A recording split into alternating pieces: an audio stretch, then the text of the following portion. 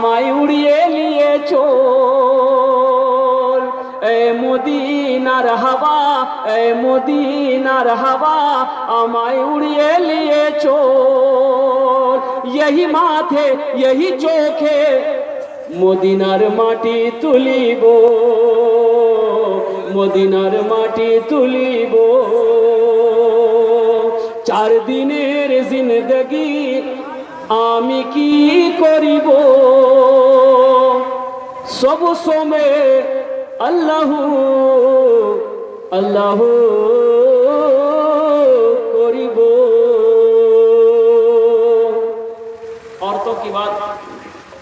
औरतों को ये पैगाम जाना चाहिए। औरतों की बात तो हुई नहीं, मर्द लोगों की बात हुई, तो औरतों की बात होना ज़रूरी है। नहीं तो माँ बहनें कहेंगी क्या ऐसा जगह मर्दे खाली तकरीर सुना के चलो गए। अल्हम्दुलिल्लाह सुम्मा अल्हम्दुलिल्लाह।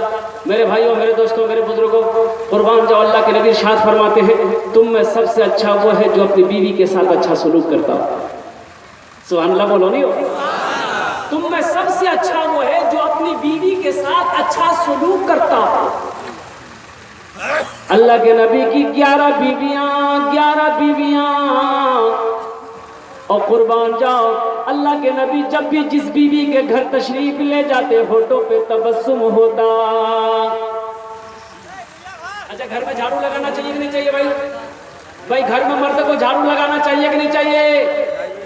कितने लोग लगाते हैं घर में झाड़ू? हमारी माँ बहनें कहती है वो सोचती होंगी कि मौलवी साहब आखिरी पॉइंट पकड़ को अभी सही तकरीर पकड़े हजरत। घर में झाड़ू लगाना मर्द को चाहिए कि नहीं चाहिए? ये भी नबी की सुन्नत है। घर में झाड़ू लगाना ये भी नबी की सुन्नत है। अल्लाह के नबी अपने हाथों से अपने घर में कभी कभी झाड़ू लगाया करते थे। कुर्बान जाओ नबी की सुन्नत को समझकर कभी झाड़ू अपने घर में लगा लो ताकि नबी की सुन्नत अदा हो जाए। अल्लाह के नबी इरशाद फरमाते जिसने मेरे एक मुर्दा सुन्नत को जिंदा किया अल्लाह उसे 100 शहीदों का सवाब अता फरमाए। हाँ अच्छा आटा मर्द को गोंदना चाहिए कि नहीं चाहिए? तो हमारी माँ बहनें सोचती होंगी सब काम अब मर्दे करते हैं। आराम होगा। आप क्या समझते हैं घर की जिम्मेदारी को बर्दाश्त करना आसान है? घर की जिम्मेदारी को पूरा करना क्या समझते हैं आप? झाड़ू लगाना, खाना बनाना, कपड़ा धोना, बच्चों की परवरिश करना, घर की निगहबानी करना। आप क्या समझते हैं? खेत में काम करते हैं आप मजदूरी करते हैं समझते हैं हम ही बहादुर है? नहीं नहीं नहीं। घर की औरतें जो जिम्मेदारी पूरी करती है आप नहीं कर पाइए, हम नहीं कर पाए। कर पाएगा मतलब कर पाएगा। एक मतलब मेरी बीवी आ गई बिहार। अब कोयला चूल्हा में खाना बनता था 7 साल पहले का वाकया। भैया 2 बच्चे मेरे वहीं थे। अब खाना बनाना था, चूल्हा जलाना था। 20 मिनट तक चूल्हा फूकते फूकते भैया धुआं ऐसा निकला दाढ़ी से धुआं निकल रहा। चूल्हा नहीं जला पाते। 20 मिनट हो गए।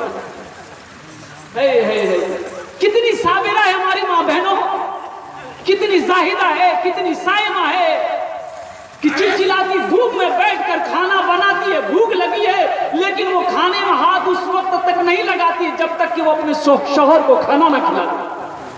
बोलो सही जगह की गलत है? बोलो। अब ऐसी बीवी से अगर कोई भूल हो जाए, कोई चूक हो जाए, कोई गलती हो जाए तो हम माफ नहीं कर सकते भाई। वे माफ कर सकते नहीं कर सकते। अल्लाह के नबी इरशाद फरमाते वो जालिम है जो अपनी बीवी के चेहरे पे मारता हो, वो जालिम है जो औरतों के चेहरे पे मारता हो। अल्लाह अकबर कबीरा। कुर्बान जाओ अल्लाह के नबी ने फरमा दिया तुम में सबसे अच्छा वो है जो औरतों के साथ अच्छा सलूक करता हो, जो अपनी बीवी के साथ अच्छा सलूक करता हो। तो इंशाअल्लाह अपनी बीवियों के साथ अच्छा सलूक करेंगे। हाथ उठा के बताओ इंशाअल्लाह। अल्लाह कबूल फरमाए। हाँ अब रही बात है कि थोड़ी नादानी उनमें है हमारी माँ बहनों में। खुल के नहीं बोलेंगे जो चंदो नहीं देते हो ये कौन चीका थोड़ा सा। इतनी इज्जत करती है अपने शौहर की, इतनी इज्जत करती है हमारी माँ बहनें कि आप कुछ भी कर लीजिए वो अपना शौहर का नाम नहीं लेती। भाई शौहर का नाम लेती है? अगर पूछिएगा अरे अल्लाह की बंदी शौहर का नाम मैंने बताओ ना, बोलती है कि काहे बताएंगे, हम अपना शौहर का नाम बताएंगे तो निकाह टूट जाएगा। जबकि ऐसा कोई मसला नहीं है। शरीयत ने इजाजत दिया कि वक्त जरूरत बीवी अपने शौहर का नाम ले सकती है, इससे निकाह में कोई फर्क नहीं पड़ेगा। लेकिन ये अल्लाह की बंदी इतनी सीधी है कि कुछ भी कर लिए, इतनी इज्जत करती है अपने शौहर की कि अपने जबान पे शौहर का नाम नहीं लेती। एक औरत ऐसी नमाज पढ़ रही थी, एक औरत उससे मिलने चली गई। तो जाके वो औरत मिलने गई तो देखी कि वो नमाज पढ़ रही थी, बैठ गई। तो इसकी नमाज जब पूरी हुई तो सलाम फेरी, अस्सलाम वालेकुम मुन्ना कब्बा, अस्सलाम वालेकुम मुन्ना कब्बा। जो औरत मिलने गई थी वो बोले अरे की नमाज पढ़े थे क्या, अस्सलाम वालेकुम रहमतुल्लाह बोलोगे ना, मुन्ना कब्बा बोलाते हो? तो बोली नहीं हमरा मालूम छे, दरअसल बात छे हमारे शोहरा नाम छे रहमतुल्लाह, तो यहाँ ओकर नाम नहीं ले जाएगा, मुन्ना कब्बा पे ठोकी दीजिएगा।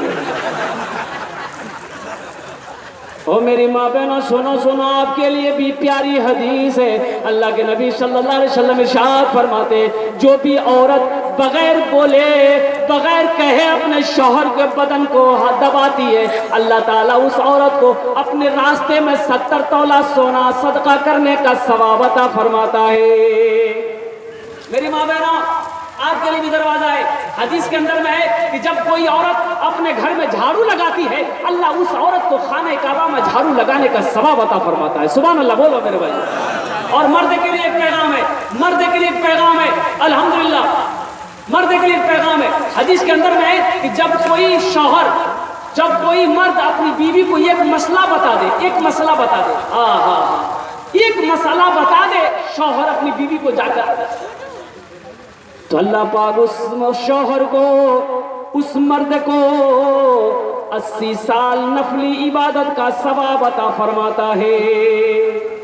मेरे भाइयों, घर सोने चांदी से रुपयों पैसे सिर्फ नहीं चलता, घर अच्छे अखलाक से चलता है।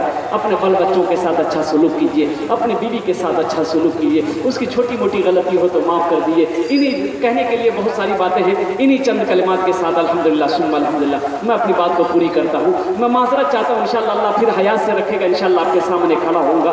खुदा अगर जो चाहे तो दीदार होगा, खुलूस व मोहब्बत का इजहार होगा, रही ज़िंदगी तो फिर मुलाकात होगी, हमारी और आपकी कोई बात होगी। व आखिर दावाना अनिल हम्दुलिल्लाहि रब्बिल आलमीन। अस्सलामु अलैकुम व रहमतुल्लाहि व बरकातुहू।